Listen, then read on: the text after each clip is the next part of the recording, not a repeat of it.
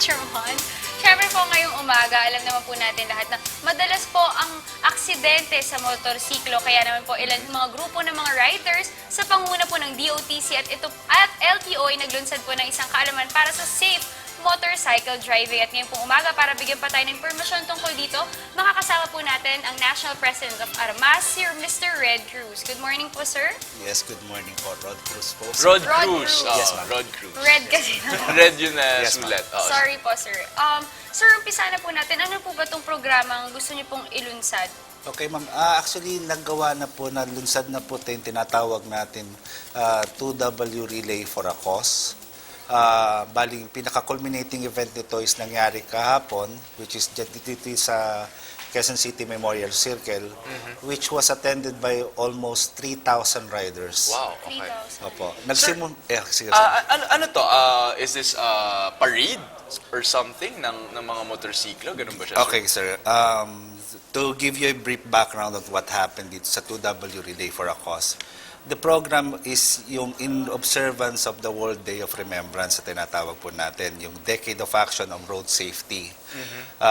Bali ito sa pangunguna po ng ating Assistant Secretary Dante Lantin. Nagpatawag po siya ng mga local, mga tinatawag natin mga rider organization. So bukod sa Armas ng Motorista, which is the Alliance of Producer and Motorcycle Advocate Society, our group is composed of almost 320 rider groups. Wow, okay. Buong Pilipinas po to. So pinatawag niya po kami, kasama rin po ng grupo ng Motorcycle Rights Organization and MDPPA. Tapos sa tulong po ng mga media partners din po, at saka ng DOTC, tapos mga local government units. Ang ginawa po namin dito, nagbigay po kami ng tinatawag nating wish list sa mga LGU. So nag-start po ang program nito sa Cagayan de Oro, sa General Santos City, tapos sinundan sa Davao, sa Cagayan de Oro, Iligan, tapos sa Visayas sa may Bacolod, Cebu,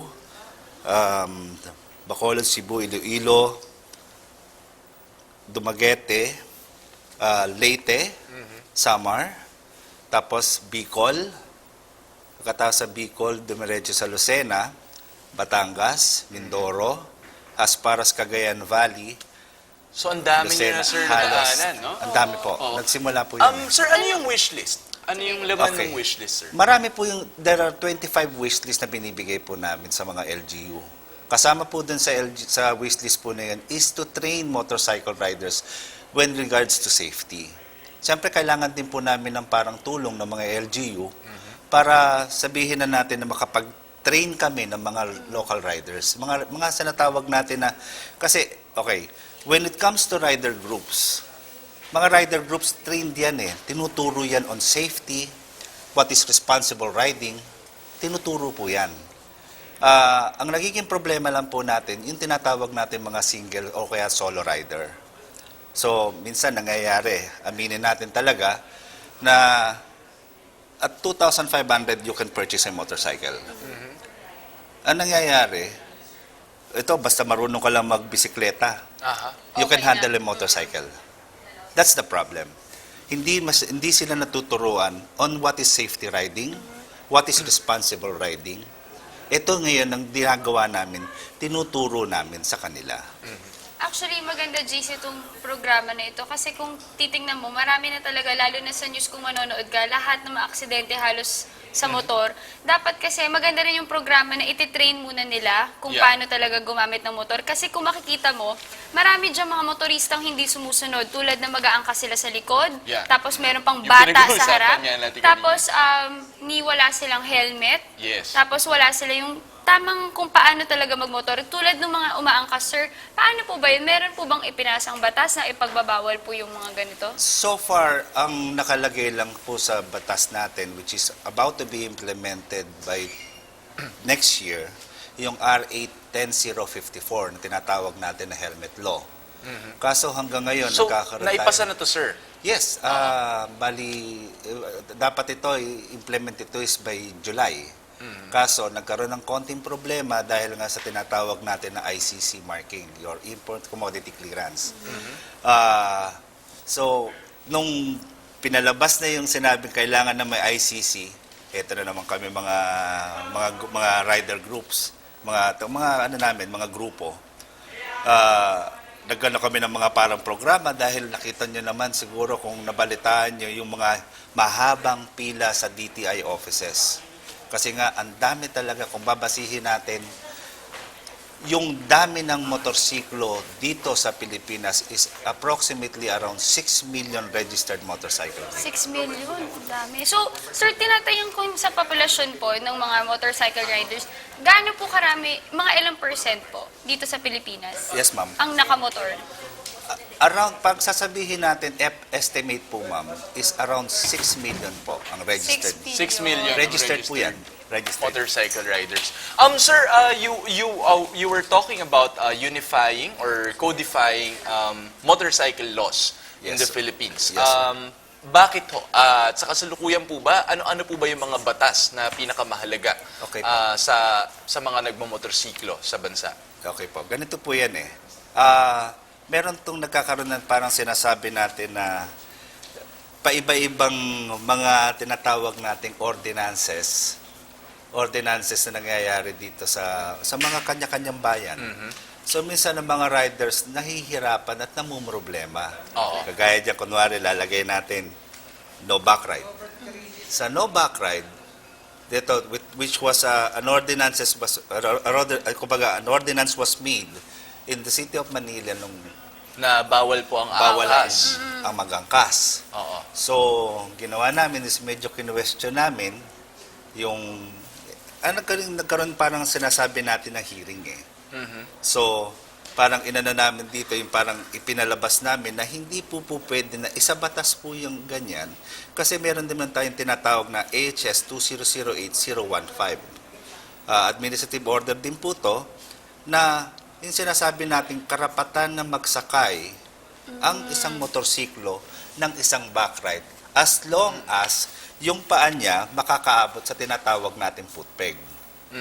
Pero hindi naman natin sinasabi na, kasi nga, okay, tinatawag nga rin natin ignorance of the law. Yes. Ah, Hindi po yan excuse. yes. So, nangyayari minsan, sinasakay, kahit ako napapailing na lang, honestly, napapailing na lang ko pagka meron silang dala-dala, mag-asawa, tapos nandun sa gitna nila, baby.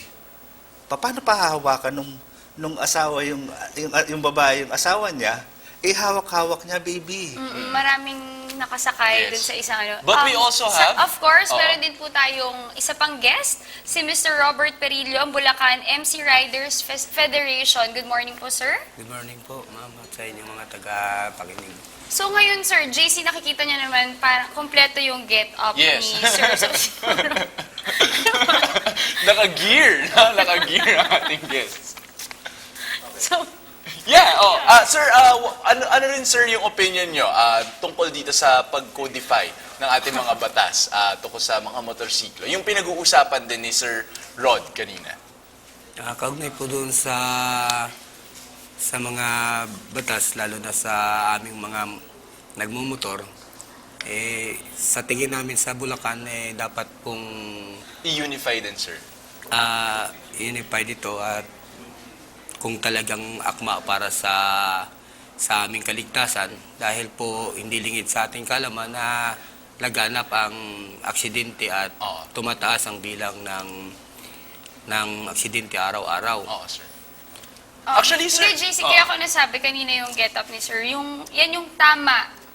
Oo, Tamang okay. kasuotan kapag magmomotor. Kasi tingnan mo, meron siyang gear sa... Even sa tuhod. kneecaps, Oo. no? Oo. Kaya dapat maganda tong programa na to to promote awareness sa lahat ng mga motorcycle riders. Kasi yung iba dyan, alam mo na kwento ko kay Sir kanina, kapag nagpapadeliver ako, yung iba hindi kompleto yung gear nila. Nagpapadeliver ako niya sa pizza, ganyan. Mga ganyan. Dapat yung mga companies din mismo, sila rin mismo makipag-participate kung whatever yung program na gagawin para at least alam nila dun sa mga tao nila na maproteksyonan din nila at mabigyan ng safety yung mga riders nila. Actually, Sir Robert, I was really curious kasi tungkol sa mga aksidente, for example, ang motorsiklo ba okay lang na sumisingit bigla sa mga gitna Actually, ng nakwento dalawang ko rin kay kotse? Sir pag EDSA, sila pa yung talagang nangunguna, very Oh, aggressive yun sila. nga, okay ba yun? Is that completely fine, sir? O dapat merong, para silang isang Distansya, kotse oo. na kailangan nasa Dapat loob may lang sila lane ng lang lane? siguro sila, oo. Ganito yan. Okay. Sige, sir, Sige, sir sa Robert. bahagi namin po na nagmumotor at gumagamit nga doon sa kalsada, ang ano po namin, once na libre naman, maluwag, kung pwede po tayong kayang sumingit, ay sisingit natin. Pero Oo. ibig sabihin, ang tinuturo namin sa safety, ang pag-overtake is hindi dapat sa kanan. Lagi Oo, sa sir. kaliwa po yan. Laging sa kaliwa.